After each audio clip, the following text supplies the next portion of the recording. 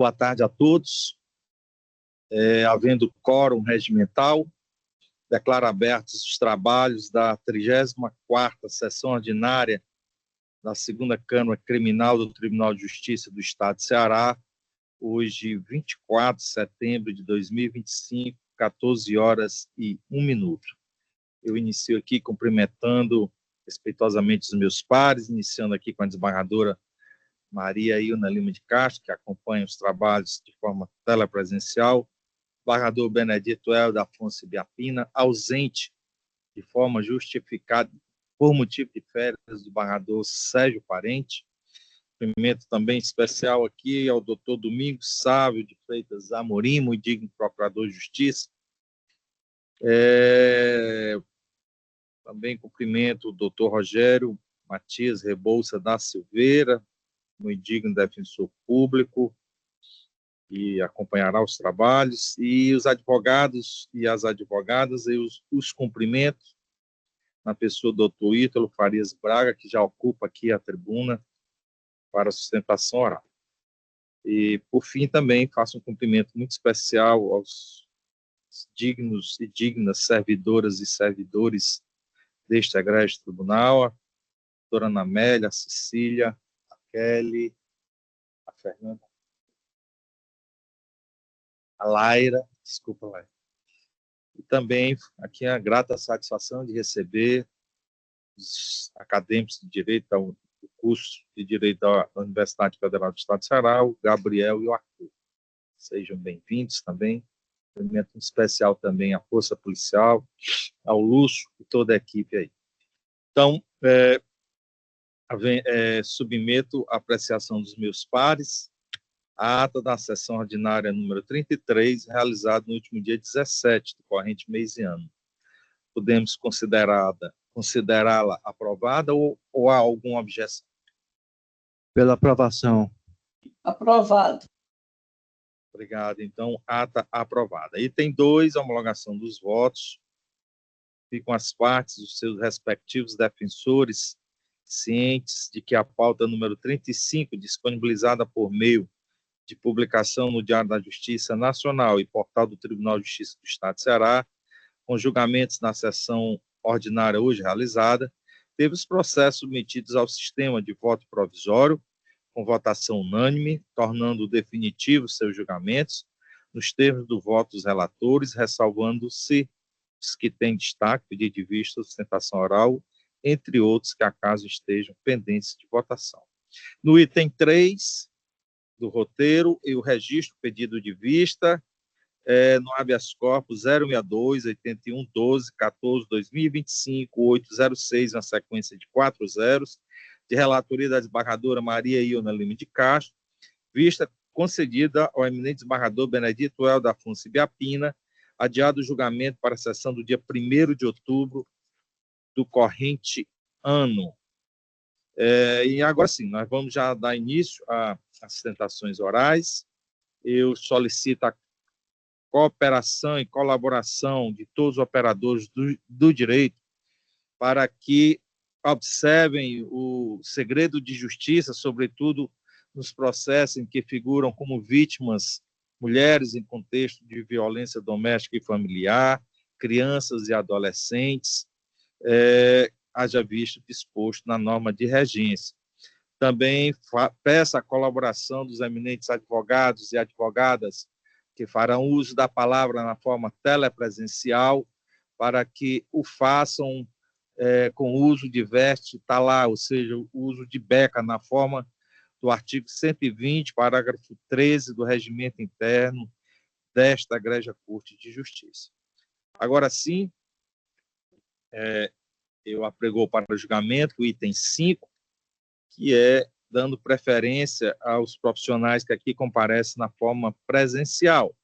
E, para tanto, apregou o recurso em sentido estrito 013 42 15 48 2012 806 0001, número 25 da pauta 35, de relatoria da desembargadora Maria Ilna Lima de Castro, recorrente Aurélio José Alves Santana, advogados os doutores Ítalo Farias Braga e Vladimir Albuquerque Dalva, Consulta o doutor Ítalo e o doutor Sávio Amorim, se dispensa a leitura do relatório. O Ministério Público dispensa. Dispensa, excelência. Pois não. Então, doutor Ítalo, concedo-lhe a palavra pelo prazo de 15 minutos para a sustentação oral. Com a palavra, Vossa Excelência. Obrigado. Excelência, gostaria de iniciar cumprimentando mais uma vez essa Câmara, a quem já estamos aqui, eu acredito, nesses últimos dias, né? Tivemos algumas sessões, eu acho que pelo menos nas 3 últimas eu estive aqui também, mas inicio o cumprimento na pessoa do presidente, do Francisco Eduardo Contapava, ao desembargador Benedito Helder, que também nos ouve hoje, a desembargadora Maria Ilna, que teve a atenção e o cuidado de ler esse caso, ao doutor membro do Ministério Público, doutor Domingos Sávio, a quem sempre apresenta um trabalho de excelência aqui nessa casa e contribui muito para que a gente tente chegar aos membros de justiça, aos serventuários que aqui estão nos assistindo, a Força Policial, aos alunos, que inclusive foram meus alunos também, e que estamos aqui contribuindo mais uma vez com esse dia a dia. E eu sempre digo que as sustentações orais são momentos para que a gente possa trazer algo que às vezes passa da letra escrita, da letra fria de lei. E esse caso eu acho que é um caso muito interessante, eu diria que não pelo aspecto fático, mas pelo aspecto técnico. Foi um caso que, quando eu analisei e falo como professor, analisei com uma visão bastante técnica, e eu disse, bom, no aspecto de direito, isso aqui gera uma discussão muito interessante. E foi exatamente por isso que nós suscitamos a tese e estamos aqui, mais uma vez, defendendo ela, porque é a tese que eu acredito, que eu creio ser a melhor aplicação de direito técnico, de direito estrito. Bom, vou explicar aos senhores o contexto fático e jurídico de como chegamos a essa tese. Basicamente, isso é um recurso em sentido estrito em razão da negativa, do indeferimento de pedido de prescrição. Pedido de prescrição, indeferimento de prescrição, está nas hipóteses do artigo 581 do CPP, motivo pelo qual nós fizemos o reconhecimento de prescrição indeferido na origem, resta a nós a possibilidade do recurso em sentido estrito. E por que, nesse caso, nós identificamos a prescrição? Veja, o que foi o ocorrido nessa situação? Esse cidadão, o senhor Aurélio, ele era gestor de uma indústria que era vinculado, à época, ao Sindgráfica. E eles tiveram uma dissidência junto à Cefaz em razão das cobranças tributárias. A Cefaz entendia que eles, vinculados ao Sindgráfica, não poderiam se beneficiar de benefícios tributários que seriam originários ao Sindbebidas. E esse foi o fundamento de origem que gerou a autuação fiscal e toda essa problemática. Esses problemas que ocorreram junto à Cefaz foram nos anos de 2005 e 2006. No ano de 2009, houve o lançamento dos créditos tributários e houve defesa tributária, de modo que os lançamentos definitivos, ou seja, o trânsito em julgado do processo administrativo, ele foi somente no ano de 2011. E, enfim, ao final de 2011 e ao início do ano de 2012, nós tivemos o manejo dessa ação. E aí vem o questionamento de por que nós dizemos que há aqui, nesse caso, uma efetiva prescrição. Bom, para a gente olhar se há prescrição ou não, eu preciso saber basicamente 2 grandes coisas. Eu preciso saber o tempo para se olhar a prescrição e eu preciso saber quando ocorreu o crime. Eu preciso saber, olha, esse crime acontece no dia tal. Por quê? Porque a partir do dia que acontece o crime, eu posso verificar se há ou não esse prazo. É basicamente isso que precisa ser feito. E aí, na hora que eu vou analisar quando acontece o crime, onde é que entra a nossa divergência? A nossa divergência entra em teoria do direito mesmo, que, a meu ver, tem que ser aplicada.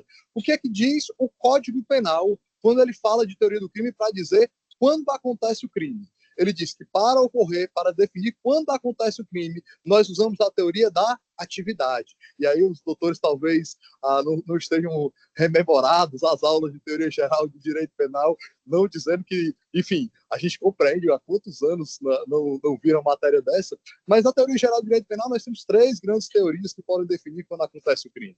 Momento da atividade, momento do resultado, momento da ubiquidade. E há essas 3 teorias vigentes, inclusive para definir o lugar do crime, se usa a teoria da ubiquidade. Temos essas teorias vigentes. E o que é que diz a teoria da atividade? Ela diz que o crime, ele existe a partir do momento da ação ou omissão penalmente relevante, ainda que em outro momento, que no momento futuro ocorra a consumação. Sempre que a gente explica isso em sala de aula, que nós trazemos isso em sala de aula, eu explico a situação do homicídio, porque para mim fica muito clara a distinção entre um momento e outro. No homicídio, momento da execução, momento que eu disparo contra aquela pessoa, momento da consumação, momento em que a pessoa morre. A pessoa pode tomar um tiro hoje e morrer daqui a um mês. Esse homicídio ocorreu quando? Quando eu disparei ou quando ela morreu? De acordo com o Código Penal, quando eu disparei. E isso independente do momento de consumação do crime. O que acontece nesse caso? Nesse caso, há uma confusão nos crimes contra a ordem tributária entre o momento da consumação, o momento da própria existência final do crime, da consumação do crime, e o momento da existência da ação ou omissão penalmente relevante. Veja, qual é a ação ou omissão penalmente relevante desse caso? Nós estamos falando de crime contra a ordem tributária. Então, é um momento no qual ele faz a possível fraude tributária. É o momento no qual ele pega os documentos, ele não faz a coisa, ele não paga o tributo, ele não recolhe o tributo. Tudo bem, esse é o momento em que eu fiz a ação ou omissão penalmente relevante. E quando é que esse crime vai se consumar? Quando é que ele vai chegar à finalização? Ele vai chegar à finalização quando causar o prejuízo ao erário. É isso que fala a súmula 24. E aqui se faz uma confusão entre a existência do crime, o momento em que eu tenho a ação ou omissão penalmente relevante e o momento da consumação do delito, aquele momento no qual o delito vai chegar na sua finalidade, ou seja, ele vai causar o efetivo prejuízo ao erário. E se nós analisarmos o Código Penal na letra fria de lei, ele vai dizer o quê? Ele vai dizer, olha, o crime acontece no momento da ação ou omissão penalmente relevante. A ação que gera isso tudo, o que pode causar o prejuízo no Estado, é exatamente o não recolhimento do tributo, que aconteceu nesse caso em 2006, e não em 2011, quando o processo administrativo tributário transita. Essa é a distinção, esse é o problema de interpretação que nós temos. E veja, eu compreendo que realmente os crimes contra a ordem tributária, eles só vão ser consumados no momento do trânsito julgado. Isso é verdade, ninguém discorda disso não. Mas o momento da existência dele é no momento da ação ou omissão, porque o nosso Código Penal define no artigo esse ponto. Então é por isso que nós entendemos que o marco inicial deve ser o marco dos anos de 2005, 2006, 2007, que são os momentos das eventuais fraudes tributárias que são mencionadas aqui. E, para verificar o lapso temporal, nós precisamos, e aí vem o outro ponto, né? Os crimes aqui que envolvem os crimes contra a tributária, eles têm uma pena que vai variar de 2 a 5 anos. Ou seja, os seus marcos prescricionais, eles vão variar, na menor hipótese, de 4 até 12 anos, na máxima em concreto. Mas veja, aos fatos ocorridos antes de 2010, e a nossa tese é exatamente que o crime aconteceu antes de 2010, por isso nós citamos isso, nós aplicamos a lei anterior, a lei da época dos fatos. E a lei da época dos fatos diz que nós podemos utilizar a pena em concreto, que nesse caso foi de 3 anos e alguns meses, não me recordo exatamente a quantidade de meses, enfim, é inferior a 4 anos, o que geraria uma prescrição de 8 anos ao momento do recebimento da denúncia desses autos, já estaria efetivamente prescrito. É basicamente por isso que nós entendemos que, nesse caso, a prescrição. E é por isso que eu disse aos senhores, é um caso que ele é muito interessante do aspecto teórico, ele é interessante no aspecto de direito. Por quê? Porque ele gera essa discussão quanto à teoria da atividade, quanto ao momento consumativo do crime, o que, em uma análise rápida, a gente acaba se desviando e imaginando que o momento da consumação vai ser o mesmo momento do ato penalmente relevante, e nesse caso não é. A gente tem uma distância aqui, e nesse fato nós tivemos um hiato temporal bastante grande. Por isso que nós entendemos, pelo caso da prescrição, requeremos isso em primeiro grau, isso foi indeferido lá, trouxemos isso agora a esta Câmara e esperamos o julgamento, esperamos o deferimento. Obrigado pela atenção, excelências. Obrigado, doutor Ítalo, parabéns pela sustentação oral. Concedo a palavra ao doutor Domingos Sávio de Freitas Amorim para a manifestação da Procuradoria de Justiça. Muito agradecido, excelentíssimo presidente desta segunda Câmara de Direito Criminal, desembargador Eduardo Escossa Fava, dos nomes da maior respeitabilidade do Poder Judiciário do Estado do Ceará, e que se sobressai não somente presidindo a sessão da segunda Câmara, mas também quando da atuação perante o órgão especial deste egrégio tribunal. Cumprimento também o desembargador Helder Biapina, que também com a serenidade que ele é peculiar, com os acertos sempre praticados nos votos, homem tranquilo e que demonstra ser verdadeiramente um membro do judiciário exemplar.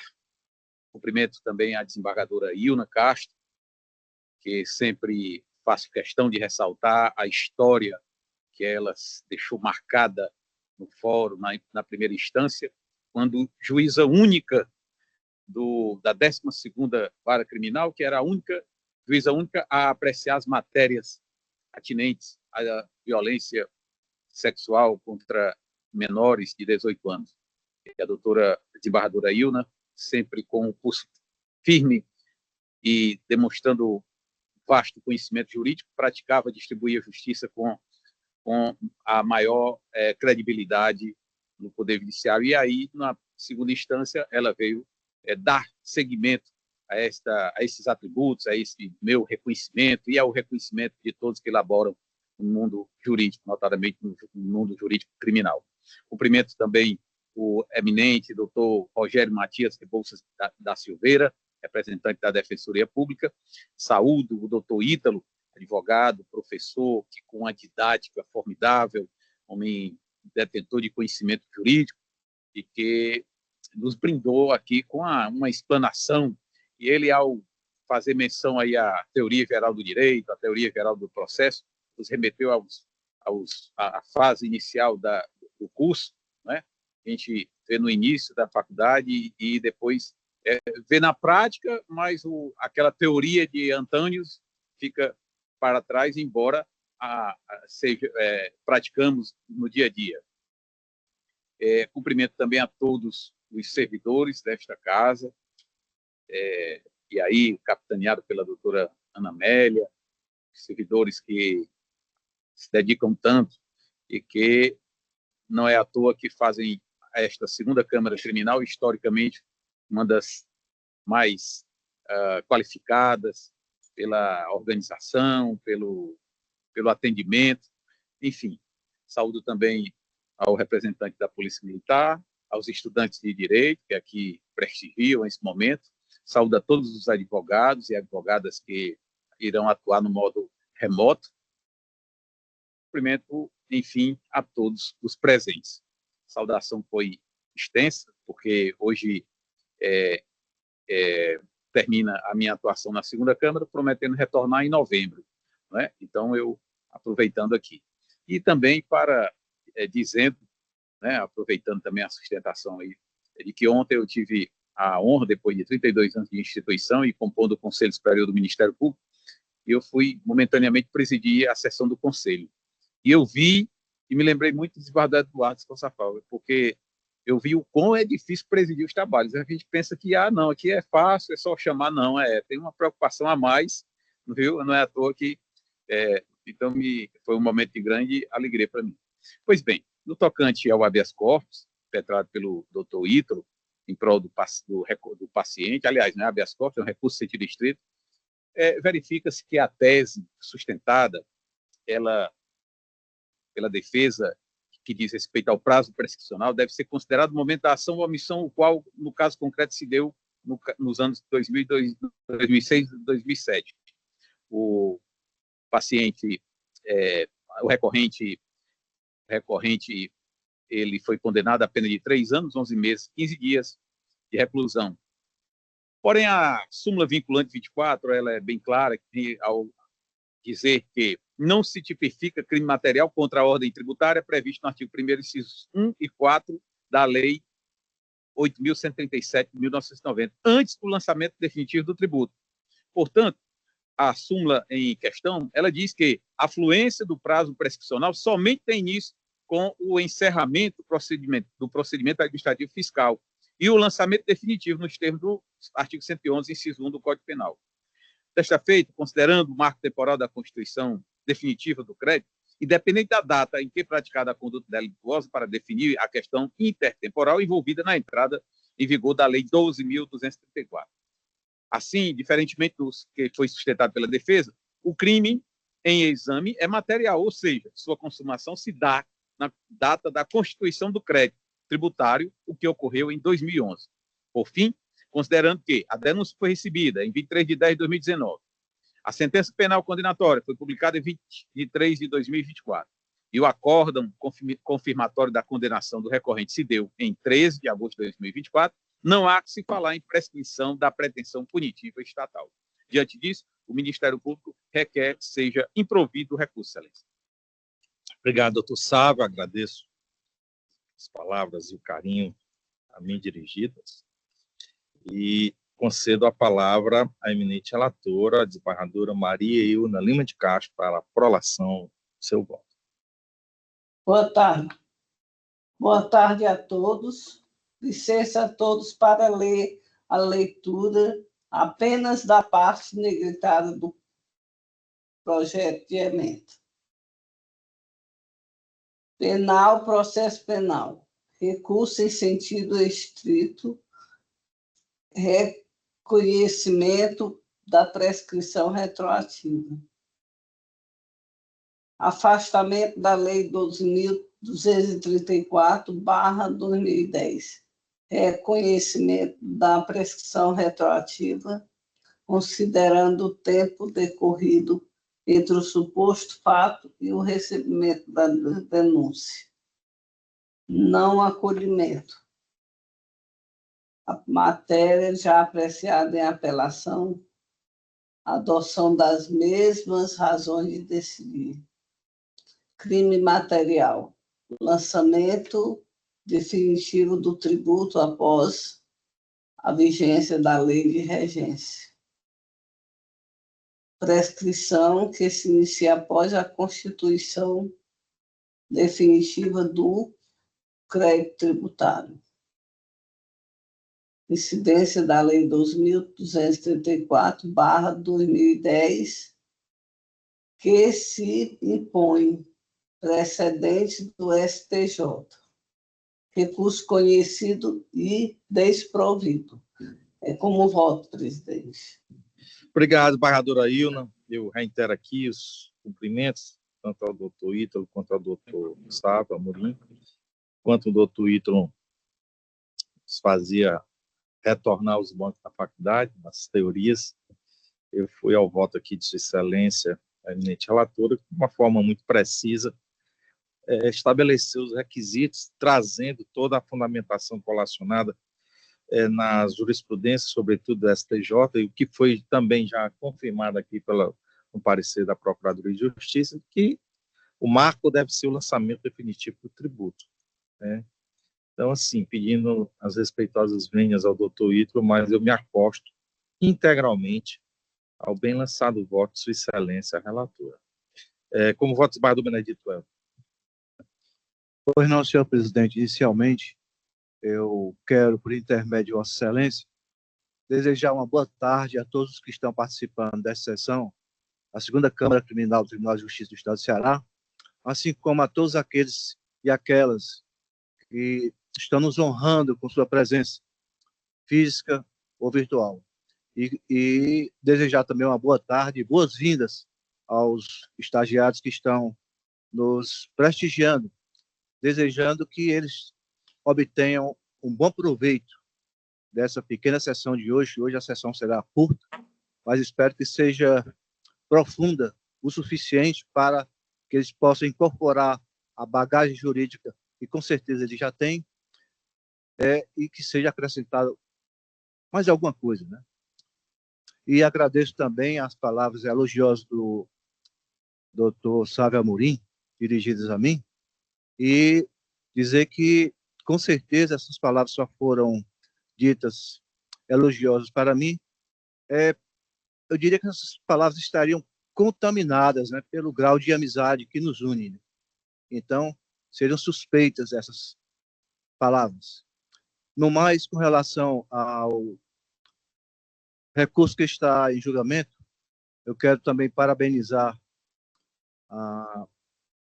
eu diria, nem a sustentação oral, mas a aula que nos foi dada gratuitamente, né, pelo doutor Ítalo, talvez até inspirado pela presença dos estudantes que estão aqui nos assistindo. Realmente, doutor Ítalo, os alunos que assistem suas aulas, eles são privilegiados, porque realmente a sua sustentação oral foi didática, foi precisa, a tese disposada por Vossa Excelência foi perfeita, apenas não foi acolhida pela nobre relatora e nem também foi referendada pelo Ministério Público, de forma que eu também acompanho o voto da eminente relatora, não obstante a brilhante sustentação oral, doutor Ida. É como voto. Obrigado, desembargador Benedito. Então, eu proclamo o resultado. A turma julgadora, por unanimidade de votos, conheceu do recurso para negar-lhe provimento nos termos do voto da eminente relatora. Julgamento finalizado. Obrigado, Ítalo, Excelência. Bom trabalho. mais uma vez, parabéns. Retorne sempre aqui à segunda Câmara. Para nós é um motivo de muita alegria e de muito aprendizado. Faz parte. Um abraço grande. Pois não. Então, agora, não havendo mais advogados na forma física, vamos seguir aqui a lista geral, já disponibilizada no chat. E, para tanto, eu inicio aqui com o item 1. Apregou para julgamento o item 1, que é o habeas corpus 062-8117-36, 2025, número 27 do roteiro, de relatoria do desembargador Benedito L. da Afonso Ibiapina, e petrante o doutor Júlio César da Silva Alcântara Filho. Doutor Júlio César, paciente Francisco Wenderson Cavalcante Nogueira. Agora sim, visualize, doutor Júlio. Seja bem-vindo, doutor Júlio. Obrigado, Excelência. Boa tarde a todos. Consulto Vossa Excelência, o doutor Júlio e o doutor Sávio Amorim, se dispensa a leitura do relatório. Sim, dispensa. Dispensa, Excelência. Pois não. Então, doutor Júlio, concedo-lhe a palavra pelo prazo de 15 minutos para a sustentação oral. A palavra Vossa Excelência. Obrigado, Excelência. Primeiramente, gostaria de desejar uma boa tarde a todos.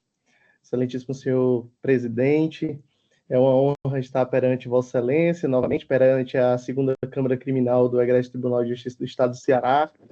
Muito feliz de estar sustentando mais uma vez perante Vossas Excelências e demonstrando um pouco a respeito do caso envolvendo o paciente. Gostaria de agradecer também a presença do ilustre representante da Procuradoria, aqui presente, demais colegas também que se encontram de forma presencial e de forma online. Nobres julgadores, aqui nós estamos a tratar de um habeas corpus até quando vemos no dia a dia de uma forma mais atípica do que comumente é impetrado. Aqui nós estamos contestando, e desde já o esclareço, apenas, única e exclusivamente, a decisão que manteve a necessidade da custódia do paciente em sede de sentença de pronúncia. Pois bem, o juízo de piso, a autoridade coatora neste momento, entendeu por não conceder a liberdade do paciente durante a ação penal e quando restou proferida a sentença de pronúncia, entendeu por manter o cárcere do paciente. Nobres julgadores, que na ótica da defesa não teriam motivos para ser mantida essa cautela mais rigorosa da prisão preventiva em desfavor do paciente. Pelo fato, eu sei que aqui, neste momento, nós vamos tratar apenas da desnecessidade, nobre julgador relator, dessa custódia cautelar. Uma vez que os fatos do processo, os fundamentos em si do processo, de que se vai ou não a júri, o que é que tem de prova, o que foi que deixou de ser apurado na instância inicial, vai ser apurado no recurso em sentido estrito, no RES, em oportunidade mais à frente. Mas o que nós estamos aqui, vindo atrás do Egresso Tribunal de Justiça, é realmente mostrar a desnecessidade da prisão preventiva para até aguardar os recursos vindouros. Vejamos que o paciente, ao contrário de muitos casos que envolvem crimes dolosos contra a vida, aqui se tem um crime tentado doloso contra a vida. Então, não chegou a ser sequer consumado no momento do início da execução. Sei que não podemos tratar aqui dos fatos propriamente de saber se ele vai ser despronunciado até um momento mais à frente, que eu acredito que pode sim acontecer, mas o que acontece, nobres julgadores, é que nós estamos diante de uma tentativa de homicídio qualificado e em uma balança aqui com um paciente que é primário, detentor de bons antecedentes e nunca respondeu a outro processo, outra ação penal, outro processo criminal. Então, nós temos que colocar aqui de início na balança esses dois fatores. Nós não estamos tratando de um homicídio consumado e nem de um reincidente na ação penal. O que é que acontece? Desde o início, a defesa vinha atacando a decisão do primeiro grau, solicitando a liberdade provisória do paciente, e acontece que quando foi apresentada a sentença de pronúncia, o juiz, apenas de forma abstrata, considerou a manutenção da cautela rigorosa contra o paciente. E cito aqui a decisão que proferiu o excelentíssimo juiz de piso. Ele falou, considerando que existe determinação para a manutenção dos acusados em custódia com meio de segregação, diz assegurar a instrução processual penal e a ordem pública, tem por bem não inferir aos sentenciados o direito de recorrer em liberdade desse ato decisório. Primeiro erro que nós apontamos aqui, nobres julgadores, é que não houve uma individualização por qual motivo o paciente aqui, em tese, não teve a sua custódia cautelar analisada de forma individual. Apenas passando os olhos na sentença de pronúncia, verifica-se que o juízo ele apenas fez referências ao crime abstrato para poder manter a custódia do paciente, além de que não distinguiu a conduta do paciente, os requisitos do paciente de ter a aplicação de medidas cautelares em comparação ao seu corréu. Então, encontramos essa primeira falha, digamos assim, no ato decisório. Em paralelo a isso, há de se mostrar a vossas excelências que, em um determinado momento, na primeira instância, o próprio Ministério Público, detentor da ação penal, pessoa que está de frente ao combate e ser um fiscal da lei, entendeu, em 2024, já pela revogação da prisão preventiva do paciente. Não entendeu do corréu, decidiu de forma exclusiva para o paciente a aplicação, sim, de medidas cautelares. E aqui se até o parecer que foi apresentado pelo Ministério Público de forma anterior no processo. Ele diz, de forma síntese, ao analisar os autos, percebe-se que o acusado em liberdade não põe risco à instrução criminal, à ordem pública, e tampouco traga risco à ordem econômica. E lá no final, no seu respectivo parecer, após fundamentar rigorosamente a desnecessidade da prisão cautelar do paciente, ele diz, contudo, a se deixar claro que não mais se justifica a segregação do acusado, posto que se encontra preso há quase 6 meses, na época, não possui antecedentes e não oferece risco à instrução processual. Excelências, em nenhum momento da instrução processual foi tratado que o paciente, em nenhum momento, ameaçou uma testemunha, se eivou de comparecer aos atos processuais. Pelo contrário, sempre desde o primeiro momento, constituiu o advogado, está à disposição da justiça, mas que não ficou mostrado, fora a gravidade abstrata do delito que aqui estou trazendo na Vossa Excelência, que é mais uma tentativa de homicídio, e não sim um crime propriamente consumado, fora isso, não trouxe o juiz de piso uma referência contundente para manter o cárcere do paciente. Então, o que é que acontece? A defesa entende que o paciente, enquanto analisa o recurso distrito, que vai ser analisado por essa nobre Câmara, a aplicação de medidas cautelares para ele aguardar o julgamento fora, o julgamento com sua família, porque depois, daqui 6 meses vai ser julgado esse recurso distrito e ele for despronunciado, ou seja, não for levado a júri, que pode acontecer por conta das provas que tem no processo, ele vai ficar prejudicado com a liberdade restringida há mais de 2 anos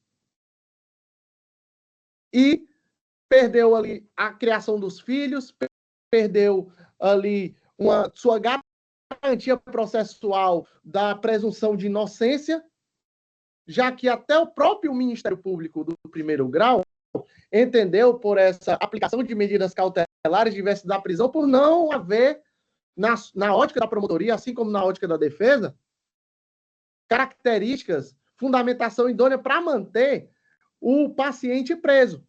Então, mais uma vez, a defesa sabe que os fatos vão ser analisados posteriormente. Mas o que nós queremos é a oportunidade do paciente estar junto com a sua família, até mesmo se for o caso de ele ser levado a júri, ele ter essa presunção de inocência em seu favor, para garantir, porque a aplicação aqui do periculus libertatis pode ser suprida com base em aplicação de medidas cautelares diversas que nunca foram aplicadas em seu favor, nem nesse aqui e nem em outro processo penal.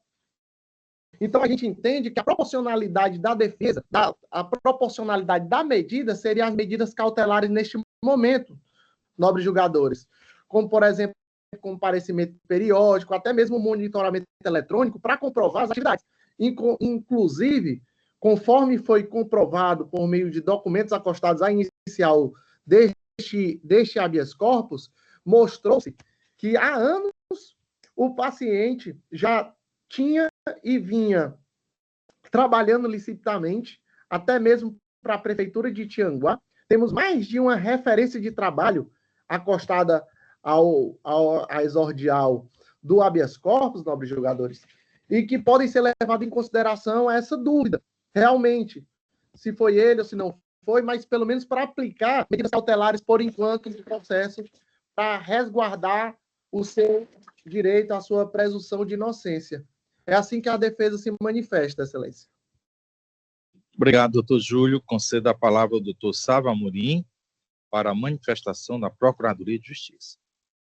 Pois não, senhor presidente, a decisão proferida pelo magistrado Acó consignou, sua excelência, a manutenção do flagranteado em liberdade traz sérios riscos à ordem pública. Com efeito, o que se verifica no caso concreto é que o crime atribuído ao custodiado é elevada gravidade, tendo causado abalo significativo na comunidade local. Elementos estes que certamente revelam a necessidade da prisão preventiva do autuado para garantir a ordem pública, visando a prevenir a reprodução dos fatos criminosos e a aplicação da lei penal, visando a cautelar o meio social. Portanto, faz-se necessária a prisão preventiva do flagranteado para garantir a ordem pública, visando a prevenir a reprodução dos fatos criminosos. De sorte que observa-se que a decretação da prisão preventiva e encontra-se adequada e suficientemente fundamentada na garantia da ordem pública, tendo mais tarde levado em consideração a gravidade em caso de concreto do delito. Assim sendo, o fato da manifestação do primeiro grau do Ministério Público se favorável não afasta, não vincula esse posicionamento à decisão do magistrado. Razão porque o Ministério Público requer seja denegada a ordem, excelência. Obrigado, doutor Sávio. Você dá a palavra ao eminente relator, desembargador Afonso Ibiapina.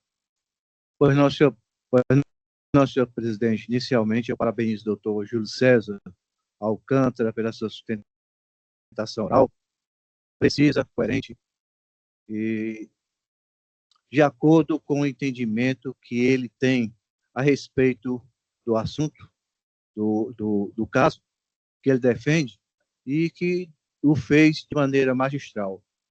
Entretanto, eu não posso deixar de acostar de me alinhar ao posicionamento do nobre representante do Ministério Público, e é nesse sentido que eu peço licença para proceder à leitura do meu projeto de ementa, que eu submeto à augusta apreciação dos meus pares.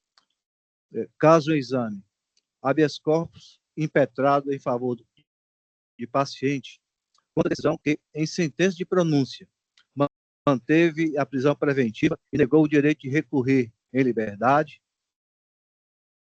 sob alegação de ausência de idônea e de requisitos cautelares. Alegações defensivas de negativo de autoria e de nulidade do reconhecimento fotográfico. Decisão recorrida que fundamentou a necessidade da custódia cautelar na gravidade concreta do delito, no modus operandi e na inserção do paciente em organização criminosa. Questão em discussão. Há 3 questões em discussão. Primeiro, possibilidade de rediscussão da negativa de autoria já enfrentada em habeas corpus anterior. 2, cabimento da análise da nulidade do reconhecimento fotográfico realizado sem observância ao artigo 226 do Código de Processo Penal. E 3, suficiência da fundamentação da sentença de pronúncia quanto à manutenção da prisão preventiva. Razões de decidir. A tese de negativo de autoria não comporta conhecimento, por já ter sido objeto de análise anterior, operando-se a coisa julgada material. A alegada nulidade do reconhecimento fotográfico não pode ser apreciada na via do habeas corpus, por demandar dilação probatória e exame aprofundado das provas, e não existindo prova pré-constituída idônea. A sentença de pronúncia fundamentou a manutenção da custódia cautelar na gravidade concreta do delito de homicídio tentado, em concurso de agentes e no contexto de organização criminosa, em conformidade com os artigos 312 e 313 do Código de Processo Penal. Demonstrados fumos comissos delicti e período libertados, a prisão preventiva se mostra adequada e necessária, sendo insuficientes as medidas cautelares alternativas. Dispositivo e tese. Ordem parcialmente conhecida e nessa extensão denegada. É como eu voto, excelência. Obrigado, Manuel. Como vota a desembargadora Maria Ilna Lima de Castro? Acompanho o voto do relator integralmente. Obrigado, desembargadora Ilna. Eu também acompanho o voto, mas eu quero aqui também parabenizar o brilhantismo da sustentação oral levantada aqui, proferido pelo Dr. Júlio César da Silva Alcântara Filho. Por essa razão, proclamo o resultado. A turma julgadora, de forma consensual, conheceu parcialmente da ordem para denegar a extensão cognoscível nos termos do voto do insigne relator. Julgamento finalizado. Doutor Júlio, satisfação tê-lo aqui na segunda Câmara Criminal. Excelência, boa tarde a todos. Um abraço. Boa tarde. Vamos ao item 2 da lista geral. Eu apregou para julgamento o habeas corpus 062, 62, 28, 47, 2025, número 22 do roteiro, também de relatoria do desembargador Benedito Helder Afonso Biapina, impetrante a doutora Sara Guadalupe Nogueira de Freitas. Já visualiza a doutora Sara. Seja bem-vinda, doutora Sara. Boa tarde, excelência, muito obrigada. Obrigado.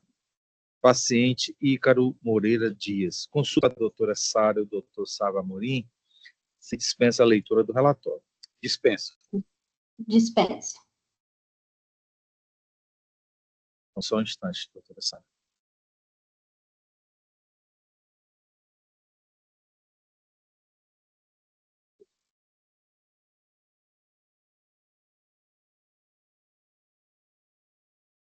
Só um instante, doutora Sara, para a gente apresentar o cronômetro.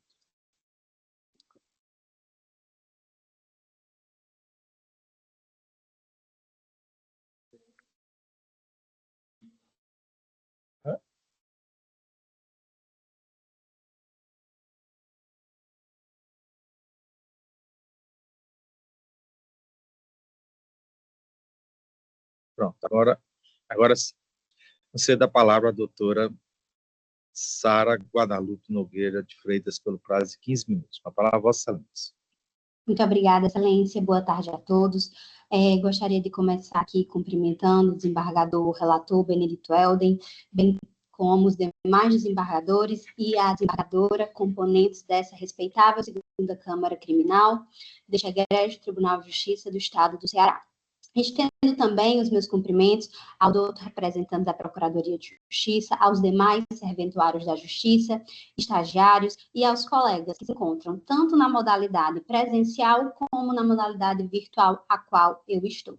Então, sem mais delongas, hoje eu estou aqui representando a defesa do paciente Ícaro e o presente habeas corpus, ele visa a concessão da ordem para sanar a flagrante ilegalidade, que é o ato coator, que fora a decisão que manteve a segregação cautelar do ora paciente. Vossas Excelências, data máxima vênia, a maior admiração e reconhecimento da sapiência do juízo primievo, mas cumpre salientar que na decisão que manteve a segregação cautelar do paciente fora utilizado fundamentos inidôneos que não preenchem os requisitos previstos no 312 do Código de Processo Penal, que são aqueles requisitos que precisam se ter para autorizar a aplicação da medida extrema, que é a segregação cautelar. Neste sentido, cumpre aqui esclarecer para Vossas Excelências que a fundamentação utilizada pelo juiz Vacó se refere somente ao perigo em abstrato do crime que está sendo sopesado em desfavor do ora paciente. Não traz uma conduta sequer de maneira concreta e individualizada. Nenhuma conduta que aponte um real risco à ordem pública. Argumento esse que também foi utilizado na decisão que manteve a segregação cautelar do paciente. E, nesse sentido, cumpre salientar que o ora paciente, ele detém todas as suas condições pessoais favoráveis, uma vez que ele é primário e, em detrimento à sua primariedade, ele não tem antecedente, muito menos uma reincidência. Ele também possui um trabalho lícito, residência fixa e defesa devidamente habilitada nos autos, a qual está comparecendo a todos os atos processuais.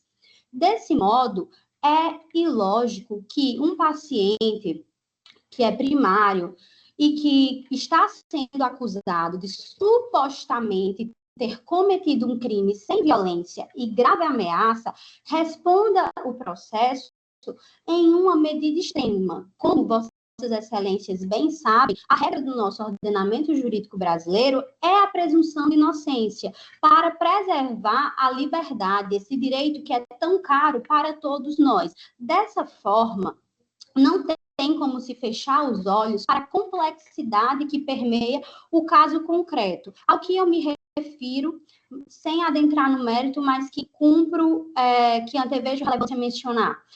Trata-se de um processo com pluralidade de réus, e isso naturalmente demanda mais tempo para a tramitação do feito, o qual ainda se encontra no início da instrução. Entretanto, em que se pese esse fato, tal ônus não pode recair sobre o paciente de ficar aguardando a tramitação do feito até o seu julgamento, cerceado da sua liberdade, uma vez que o princípio da presunção de inocência milita ao seu favor, e uma vez que há uma flagrante ilegalidade na decisão que manteve a sua segregação cautelar, porque na decisão que manteve não demonstra de forma concreta, individualizada e direta qual fora a atitude tomada pelo ora paciente que tenha ameaçado a ordem pública, a ordem econômica ou o regular andamento da instrução processual. Não fora demonstrado. Desse modo, a defesa ela se socorre a esta Casa de Justiça, confiando que Vossas Excelências, que conhecem detidamente o direito e faz do direito a sua melhor aplicação, restabeleçam no caso em concreto a justiça e a legalidade, uma vez que uma decisão que só se apega no perigo em abstrato do crime, uma decisão que não aponta individualmente e concretamente nenhuma conduta que tenha sido praticada pelo paciente que está sendo acusado de um crime que foi praticado sem violência ou grave ameaça, não é razoável, não é proporcional que este paciente esteja tolhido da sua liberdade em um estado de coisas inconstitucionais, que é o sistema carcerário brasileiro, e quem diz isso não sou eu, foi o próprio Supremo Tribunal Federal, por meio do julgamento da ADPF 347. Então, que a defesa roga aqui que se restabeleça a ordem e a justiça, uma vez que a liberdade do paciente não apresenta nenhum perigo. Ele não traz aí o requisito do 312, do periculum in libertatis, ele não está apresentando nenhum risco à ordem pública, uma vez que o próprio Ministério Público não fora capaz de individualizar alguma conduta concreta em seu desfavor.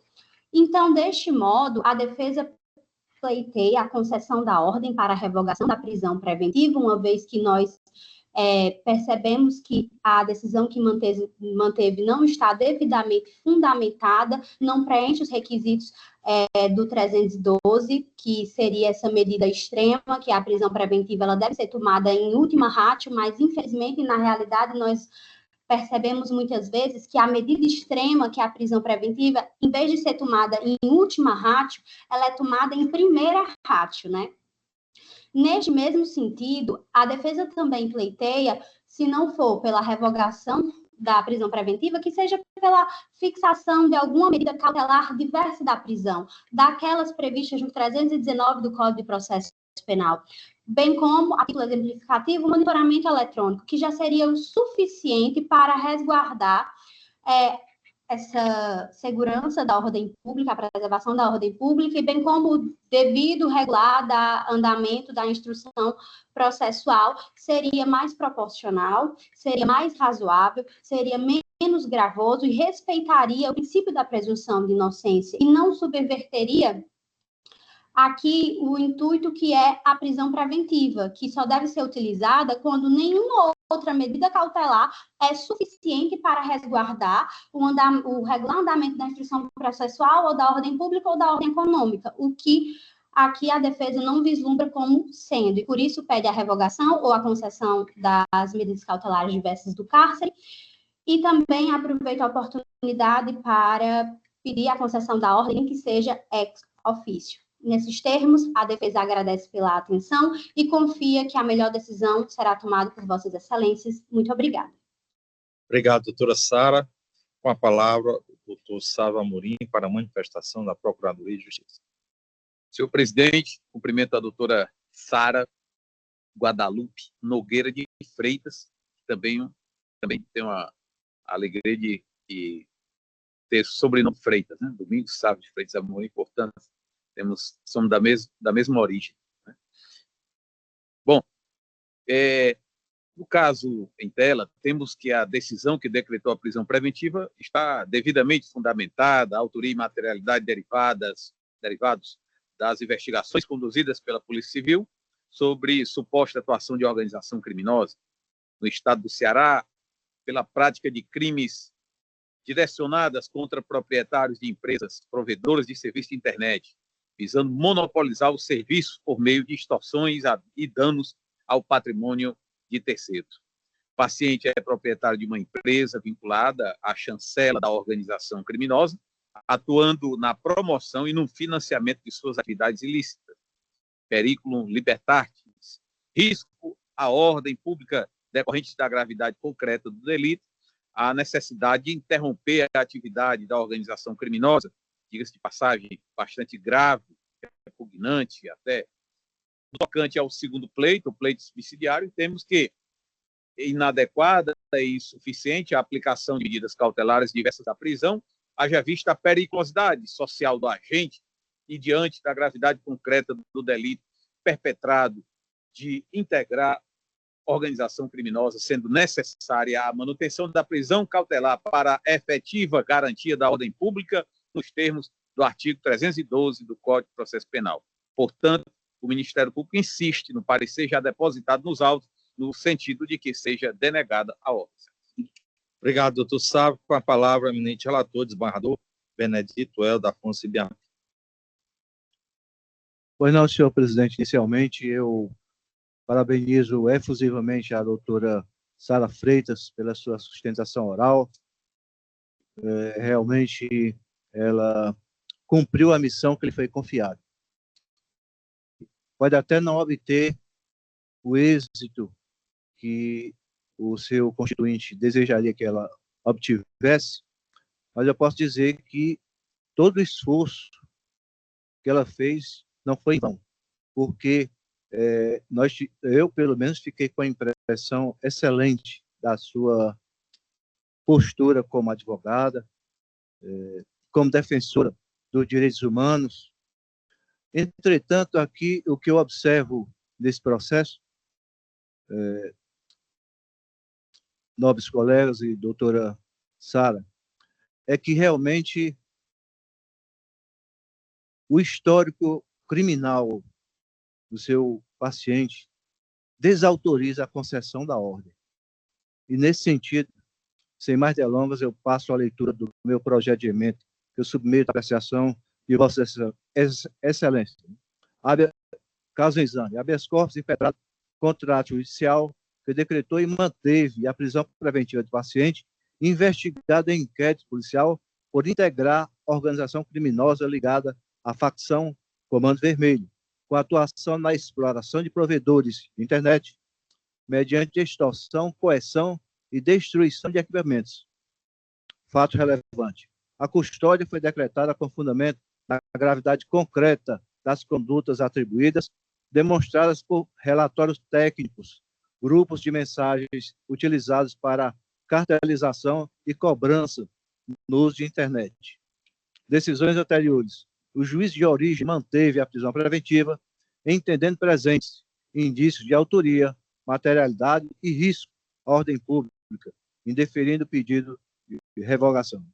Questão em discussão. A questão em discussão consiste em saber se a prisão preventiva do paciente está suficientemente fundamentada em elementos concretos que demonstrem o fumus commissi delicti e o periculum libertatis, e se seria possível a substituição da medida extrema por cautelares diversas.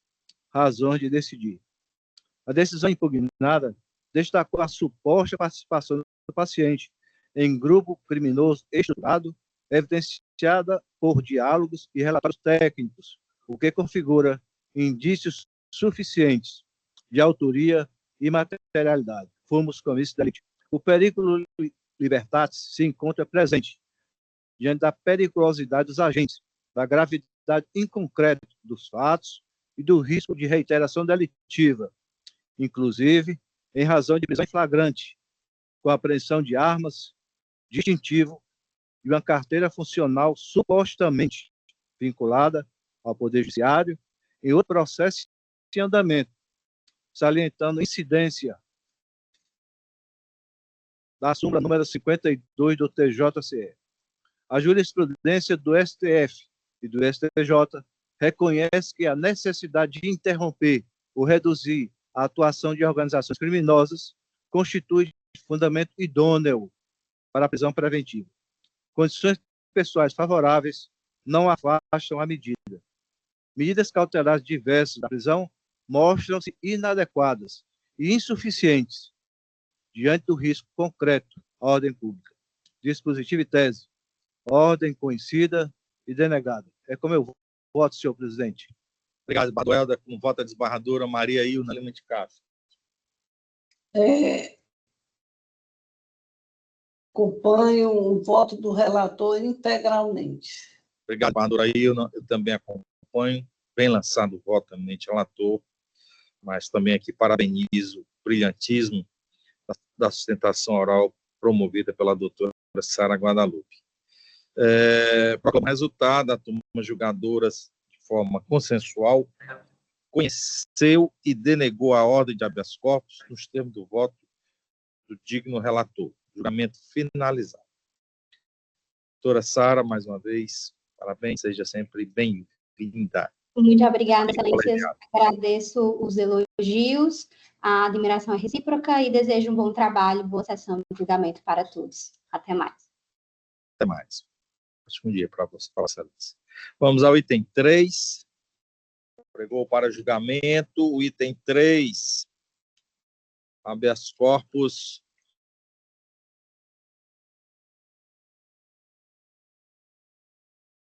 sequência de 4.0.570-17/2025, número 20 do roteiro, também de relatoria do desembargador Benedito Helder Afonso Ibiapina e petente doutor Natanael Rocha Domingos. Seja bem-vindo, doutor Natanael. Paciente José Wellington de Oliveira Vasconcelos. Consulta o doutor Natanael, doutor Savamorim, se dispensam a leitura do relatório. Dispensa. Sim, Doutor Natanael, dispensa? Sim, doutor.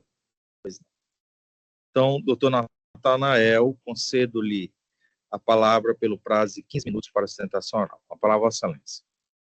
Ok. Boa tarde a todos os desembargadores, principalmente o doutor Hélio, presidente, né, da sessão, relator, e os demais eminentes desembargadores presentes, né, da segunda Câmara Criminal, que formam o Eglégio Tribunal de Justiça, o doutor Procurador-Geral, o doutor Procurador de Justiça, né, e os demais servidores, né, que se eventuaram da Justiça. Doutores, eu vim impetriciar habeas corpus com um objetivo maior, do meu cliente, José Wellington de Oliveira Vasconcelos. Ele foi preso no dia 30 de abril de 2005. Né? De lá para cá, já passou 150 dias e até hoje não foi marcada a audiência de instrução e julgamento, no qual o José Wellington de Oliveira Vasconcelos, ele cumpre pena aqui na unidade prisional em Caucaia. Esse fato aconteceu no dia 30 de abril, na margem ali da BR-304, ali para quem vai para Aracati. O rapaz, o José Wellington, o paciente, ele foi abordado pela polícia, né? Foi abordado pela polícia, e até pela composição da BEP e várias outras viaturas. Né?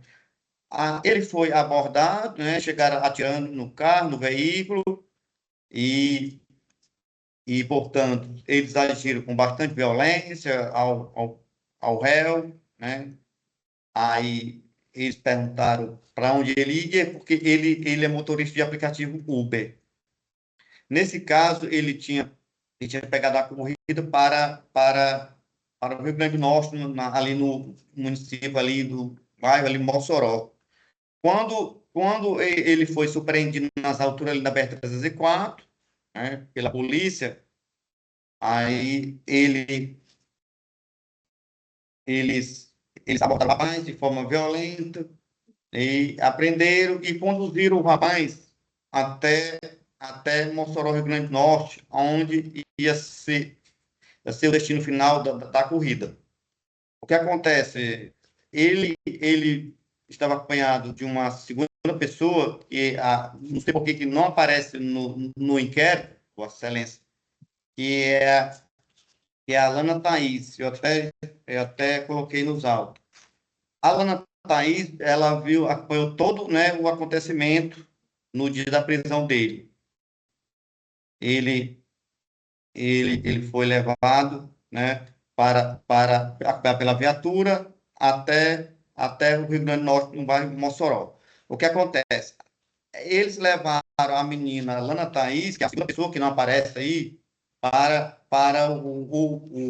o quartel da Polícia Militar de Aracati. Lá ela passou a noite apreendida e no outro dia eles liberaram, ela saiu e seguiu viagem aqui para Fortaleza. O meu questionamento aqui, Vossa Excelência, é sobre esse período de tempo aqui. Essa prisão aconteceu no dia 30 de abril de 2025, até hoje já passaram 150 dias e até agora não foi marcada uma audiência, não foi marcada a discussão de julgamento, não foi feito nada. Pela aplicação do artigo 316, parágrafo único aqui do artigo do Código Penal, diz que o juiz poderá, de ofício ou a pedido das partes, revogar a prisão preventiva, ou se no correr da investigação ou do processo, né? Verificar a falha a falta de motivo para que ela subsista, né? Bem como, novamente, se sobrevier razões que justifiquem. Parágrafo 1. Decretar a prisão preventiva, deverá o órgão emissor da decisão revisar a ação a cada 90 dias. Porque desde o dia da prisão, no 30 de abril de 2025, até hoje já passaram 150 dias, né? Essa prisão não foi revisada, Vossa Excelência. Né? Aqui, de acordo com a aplicação da lei, com a reforma do pacote anticrime, diz que essa manutenção da prisão cautelar ela tem que ser revisada a cada 90 dias, o que não aconteceu até hoje. Né? Aqui, durante esse período, né, se for pela aplicação da lei, do artigo 316, parágrafo único, ocorreu excesso de prazo. A prisão deveria ter sido revisada, né, ou fundamentada para que ela fosse mantida a prisão cautelar. O que acontece? Ele está sendo acusado pelos crimes do artigo 180, 288 e 307 do Código Penal. E o artigo 16 do Estatuto do Desarmamento.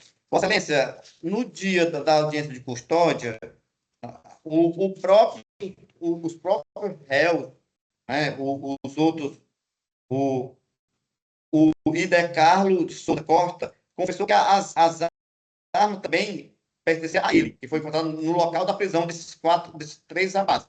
Bem como o material balístico pertencia aqui também o Ed Carlos, né?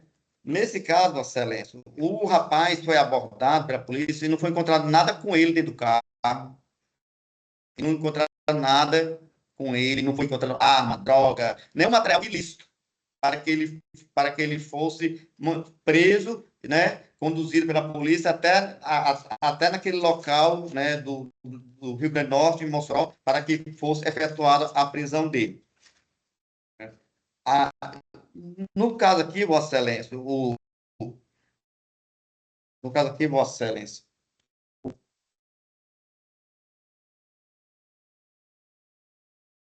o réu, José de Oliveira, ele é réu primário, ele tem muitos antecedentes, tem residência fixa, é uma pessoa que sempre colabora com a justiça quando ele é chamado. Eu não vejo motivo para que o rapaz, que é pai de família, tem 2 filhas, ser mantido preso, né?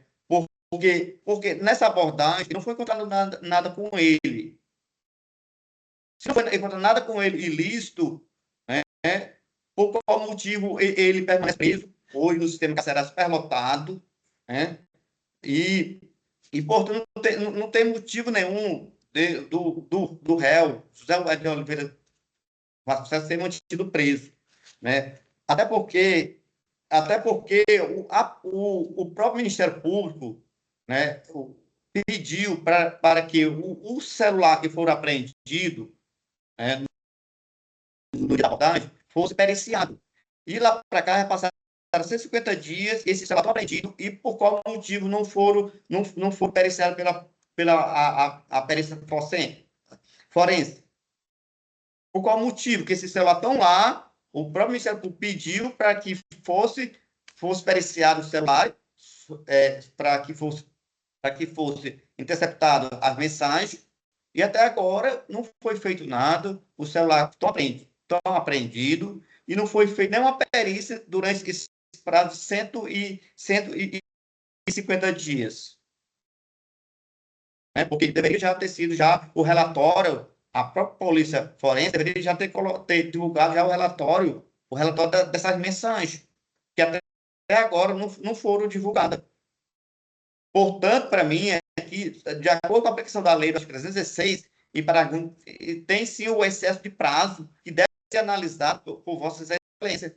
Porque se a lei diz que a cada 90 dias tem que ser analisado a prisão para que seja mantido o réu preso ou não, por qual motivo que passou já 150 dias e o próprio juiz da Vara Única de Aracati não analisou essa prisão, Esse é meu esclarecimento, porque o rapaz tem família, tem filhos, é criança, né, menores, para poder sustentar. E o ganha-pão dele seria o quê? Ele é um aplicativo Uber. Ele trabalha de forma honesta para sustentar sua família. Isso aqui foi um caso que aconteceu durante uma corrida que ele foi chamado, e durante essa abordagem ele foi levado até no Rio Grande do Norte pela polícia, para saber o que seria, qual seria o destino final dessa corrida e com quem ele iria pegar. Chegando lá, encontrar esses 4 rapazes, que foram encontrados esse armamento, mas sem nenhum envolvimento com José Wellington Oliveira Vasconcelos. O que acontece aqui? Deixa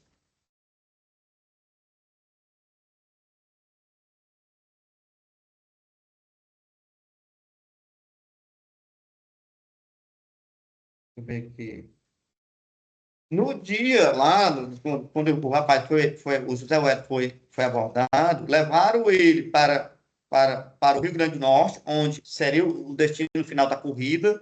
A polícia trouxeram os rapazes presos, junto com o José Wellington, para a Serra Mata Fresca, que era um bairro próximo do Rio Grande do Norte, para dizer que essa prisão se deu aqui no Ceará, que devido à invasão de território. Isso aqui está tudo no habeas corpus. Aí, portanto, essa prisão não deveria ter sido realizada, efetuada pela polícia aqui do Ceará, e sim pela polícia do Rio Grande do Norte. Eu estou satisfeito e peço, né, para que todos os excelentes desembargadores, né, possam analisar o excesso de prazo e o alvará de soltura do meu cliente. Obrigado, doutor. Obrigado, doutor Natanael. Parabéns. Você dá a palavra ao doutor Sávio Amorim para a manifestação da Procuradoria de Justiça. Desejo uma boa tarde ao doutor Natanael Rocha Domingos. No caso em espécie, vale salientar no tocante à prisão alegada, né, a ilegalidade quando da prisão do paciente. Essa matéria já foi apreciada anteriormente em habeas corpus, julgado no dia 18 de junho deste ano por esta segunda Câmara Criminal. Portanto, é matéria já vencida, já discutida, vencida e ultrapassada. No tocante à alegação do excesso de prazo na formação da culpa, o processo é complexo, com pluralidade de agentes, 5 réus, causídicos distintos, portanto, enseja na súmula 15 desta egrégia corte. Referente à inobservância do prazo 90º do artigo 316 do Código de Processo Penal, temos como mera irregularidade, pois o esgotamento desse prazo não enseja nulidade imediata da medida segregatícia, constrangimento ilegal, que não restou evidenciado o cabimento de apenas recomendação ao juiz Acó, de tal sorte que somos pela denegação da ordem, senhor. Obrigado, doutor Sávio. Com a palavra, o eminente relator, o desembargador Benedito Helder Afonso. Pois não, senhor presidente. Inicialmente, eu parabenizo o doutor Natanael Rocha. Eu recebi ontem no meu gabinete e lá já fez uma prévia do que seria a sua sustentação oral, e hoje, simplesmente, ele complementou essa sua sustentação oral, de forma que, no momento, eu só posso louvar o esforço, eu diria, inaudito do nobre advogado, no sentido de obter desta Corte de Justiça a concessão da ordem. No entanto, como bem quanto o nobre representante do Ministério Público, este caso já foi objeto de análise por esta Corte de Justiça, de forma que se trata de uma matéria repetitiva, coberta pela coisa julgada. De forma que eu passo a leitura simplesmente aqui do meu projeto de emenda, indo direto aqui à questão em discussão. Há 2 questões em discussão.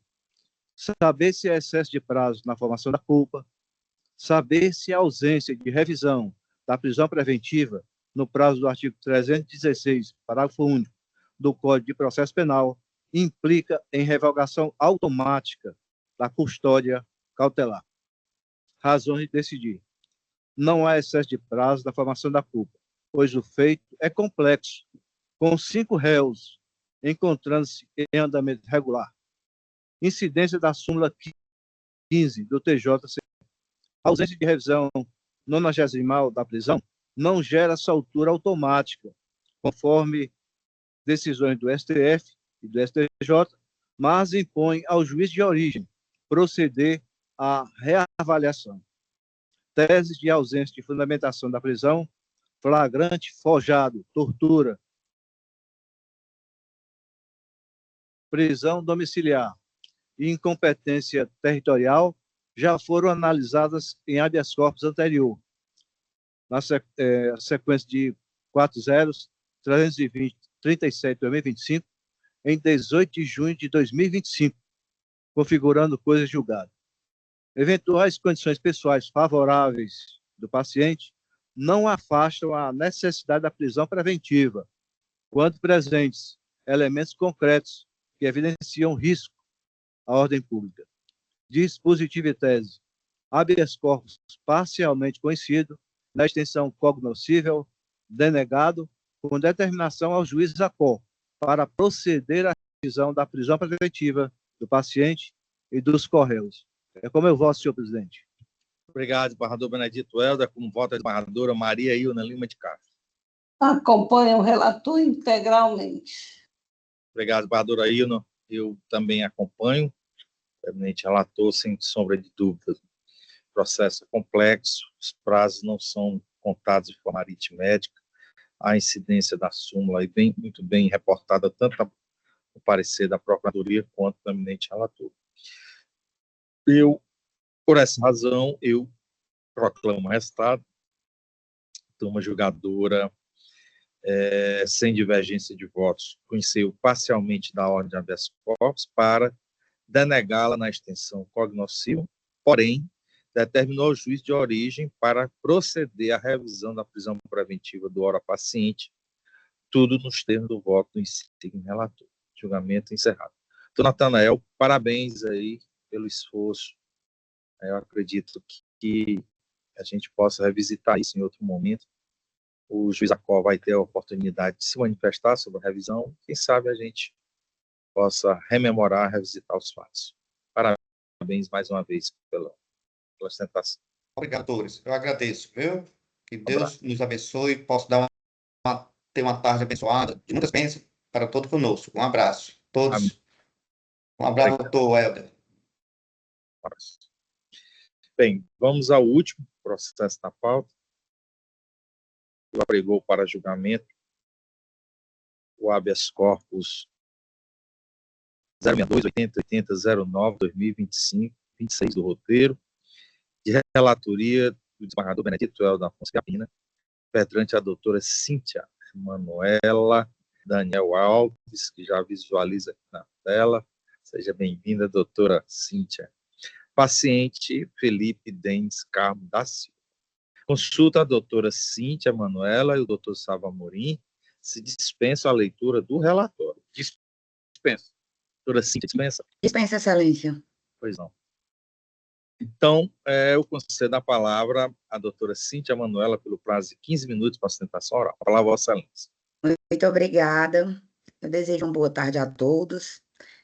Saúdo essa segunda Câmara Criminal na pessoa do excelentíssimo desembargador Benedito Helder Afonso Biapina, que configura aqui nesse habeas corpus como relator, compondo a banca julgadora, a desembargadora Maria Ilna, e o desembargador Francisco Eduardo Torquato Escossa Fávila.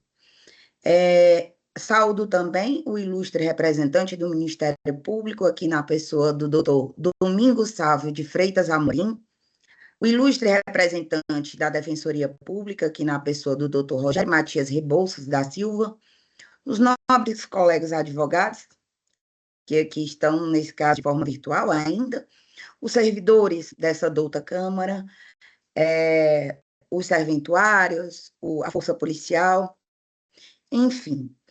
Excelência, vamos aqui colocar por tópicos em relação a esse habeas corpus, tá? O que se trata esse habeas corpus aqui? Qual a finalidade dele? A finalidade do habeas corpus é rediscutir a questão do mérito, a questão do julgamento ou a validade dos vereditos em relação ao júri, tá? A única coisa que esse habeas corpus tende aqui a discutir seria o constrangimento ilegal sofrido pelo paciente em virtude de uma condenação já transitada em julgada, de um homicídio tentado, o qual ele foi condenado a 10 anos e 8 meses de reclusão, e, ao ver da defesa, essa pretensão executória ela já se encontra extinta pela prescrição. Aqui nós temos que a Constituição Federal, em seu artigo 5º, inciso 58, que o habeas corpus é cabível sempre que alguém sofrer ou se achar ameaçado de sofrer violência ou coação de sua liberdade. Por que a defesa de Felipe Denis cita esse referido artigo? Foi entrado com pedido de prescrição no juiz Acol, tá? Pelo fato do Felipe Denis já ter cumprido com prisão preventiva 6 anos, 10 meses e 1 dia. Tudo isso comprovado nos autos juntados ao presente habeas corpus. O Felipe foi preso em flagrante no dia 15/6/2012. Foi colocado em liberdade no dia 20/6/2016, onde, inclusive, ele foi colocado em liberdade por um HC, certo? Foi colocado em liberdade por medida liminar, onde esse habeas corpus ele foi cassado, julgado no mérito, e foi cassado essa liminar, foi expedido um mandato de prisão preventiva, e o mesmo só foi cumprido em 28/4/2021. E ele ficou preso até a data da sessão de julgamento, dia 20/2/2024, somando um tempo de 6 anos, 10 meses e 1 dia de privação de liberdade. Conforme determina o artigo 42 do Código Penal, esse tempo ele deve ser, sim, obrigatoriamente descontado da pena fixada, deduzindo do total da pena, que foram 10 anos e 8 meses, resta um saldo de apenas 3 anos, 9 meses e 29 dias. O juiz de origem, entretanto, desconsiderou essa detração e determinou a execução da pena integral, mandando expedir uma guia definitiva e expedir o mandado de prisão, expondo o paciente a cumprir uma sanção juridicamente impossível. Impossível por quê? Porque, diante da ótica da defesa, essa sanção ela já está prescrita. A prescrição da pretensão executória, ela deve ser calculada sobre a pena remanescente após a detração, nos termos do artigo 42 do Código Penal. Pena remanescente, 3 anos, 9 meses e 29 dias. Prazo prescricional aplicável, artigo 109, inciso 5 do Código de Processo Penal, 8 anos, para as penas que não excedam 4 anos. Redução da minoridade penal. À época dos fatos, o paciente tinha apenas 19 anos. Ou seja, a gente coloca também aqui o artigo 115 do Código Penal. Ou seja, o prazo cai aí para 4 anos. Assim, a pretensão executória já está fulminada. Insistir na execução da pena significa impor uma sanção fora dos limites da lei, violando o artigo 5º, inciso 2 da Constituição Federal, que consagra o princípio da legalidade penal, que ninguém será obrigado a fazer ou deixar de fazer algo senão em virtude da lei. Manter a execução seria também, portanto, uma afronta ao Estado democrático de direito e à segurança jurídica. O constrangimento ilegal, em virtude dessa impetração do habeas corpus, que seria a via mais célere para ser visto essa questão desse constrangimento, uma vez que, mesmo essa decisão tendo sido prolatada no juiz Acol, sequer foi feita intimação para a causa de tomar ciência dessa decisão, tá? Então, com a expedição do mandado de prisão, da guia definitiva, desconsiderando a detração, configura aqui um constrangimento ilegal manifesto, tá? Onde no caso, o apenado, o Felipe Denis, ele já passou pelo cárcere por quase 7 anos. Resta uma pena de apenas 3 anos e 9 meses. Caso Vossas Excelências não reconheçam a questão da prescrição, essa causa ela entrou com um pedido subsidiário, no caso que pode ser, sim, reconhecido de ofício aqui por Vossas Excelências. A questão da detração do tempo já cumprido pelo apenado Felipe Denis, pelo paciente aqui, no caso, Felipe Denis, de 6 anos, 9 meses e 29 dias, restando uma pena de 3 anos e 9 meses de reclusão. E isso já muda significativamente em relação ao tipo de prisão, que não seria mais o regime fechado, e sim já seria o regime aberto. Então, a defesa do Felipe Denis roga por Vossas Excelências que seja reconhecido a pretensão executória nos termos que foram colocados no habeas corpus, e caso não seja reconhecido por Vossas Excelências, subsidiariamente, que seja reconhecido de ofício a detração com a alteração do tipo de regime a ser cumprido pelo paciente. É assim que a defesa de Felipe Denis roga a Vossas Excelências. Muito obrigada. Obrigado, doutora Cíntia, parabéns pela sustentação direta, objetiva, porém com densa argumentação jurídica. Eu concedo a palavra ao doutor Salva Amorim para a manifestação da Procuradoria de Justiça. Boa tarde, doutora Cíntia Emanuela, Daniel Alves, cumprimento Vossa Excelência. No tocante ao habeas corpus, eu vou na mesma linha em que se encontra consignado no parecer do Ministério Público, Acosta aos autos. Tentativa de homicídio qualificado, prescrição da pretensão executória e detração penal, inadequação da via eleita, ausência de constrangimento ilegal, parecer pelo não conhecimento da ordem, por se tratar de via inadequada, portanto, não sendo uma substituição de recursos próprios com entendimento pelo Supremo Tribunal Federal. Portanto, esta é a manifestação, Excelência. Obrigado, doutor Sávio. Com a palavra, o eminente relator, desembargador Benedito Tueldo Afonso Ibiapina. Pois não, senhor presidente. Inicialmente, parabéns à doutora Cíntia Emanuela Alves pela sua sustentação oral, realmente coerente, segura. Cumpriu a missão que lhe foi confiada magistralmente. No entanto, eu não posso deixar de me alinhar à manifestação do nobre representante do Ministério Público, quando ele se posicionou pelo não conhecimento do habeas corpus. Então, eu passo a leitura do meu projeto de emenda. Caso exame, habeas corpus impetrado em favor de condenado pela prática de tentativa de homicídio qualificado, com pena fixada em 10 anos e 8 meses de reclusão. A defesa pleiteia o reconhecimento da prescrição da pretensão executória. Sentença publicada no dia 20 de fevereiro de 2024. Apelação improvida. Recurso especial inadmitido. Trânsito em julgado certificado em 23 de julho de 2025. Questão em discussão. A questão em discussão consiste em saber se, diante da pena aplicada e da idade do condenado ao tempo do fato, menor de 21 anos, ocorreu a prescrição da pretensão executória nos termos dos artigos 109, inciso 2 e 115 do Código Penal. Razões de decidir. O habeas corpus não é sucedâneo de recurso próprio, admitindo-se, excepcionalmente, quando houver flagrante ilegalidade. A prescrição da pretensão executória regula-se pela pena aplicada, com prazo de 16 anos. Código Penal, artigo 109, inciso 2, reduzido à metade, em razão da menoridade do réu à época do crime. Código Penal, artigo 115.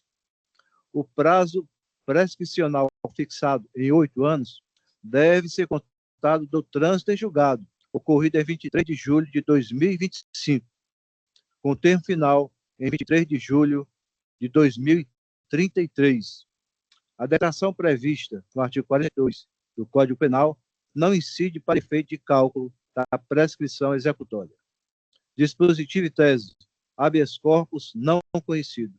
É como eu voto, senhor presidente. Obrigado, desembargador Benedito Helder. Como vota a desembargadora Maria Ilna Lima de Castro. Acompanho o voto do relator integralmente.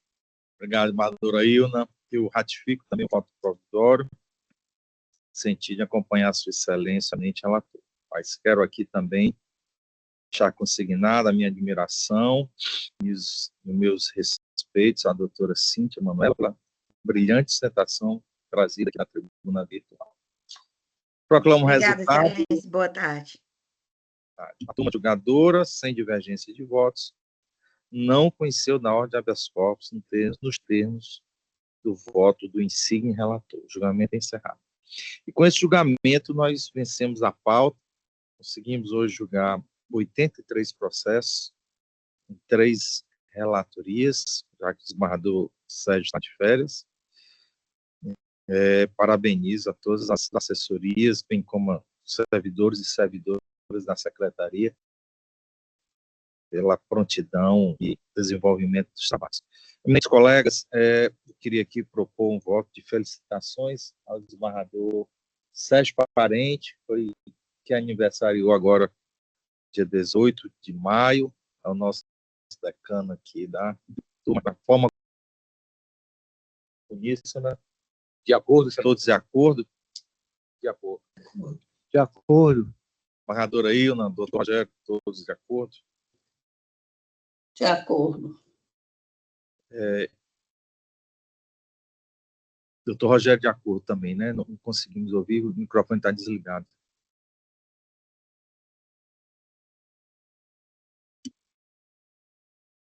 E também eu quero aqui propor um voto de congratulações à desembargadora Lira Ramos Oliveira, que coordena a Comissão de Defesa e Proteção da Pessoa Idosa do Tribunal de Justiça do Estado de Ceará.